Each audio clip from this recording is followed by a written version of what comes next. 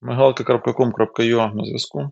До вашої уваги проблисковий маячок на дах 36 LED має 36 одноватних діодів. Кольор жовтий, кріплення стаціонарне або магніт плюс присоска. Зараз воно тримається чисто на присосці. На магніті буде до металу ще краще триматися. Підключається в прикурювач, 3 режими роботи, все досить таки просто. Живлення вмикаємо.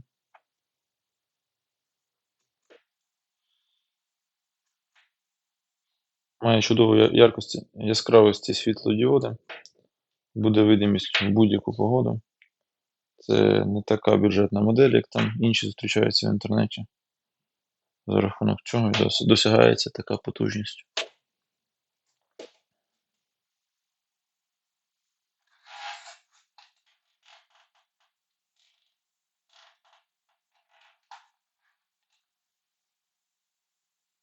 Дякую за увагу.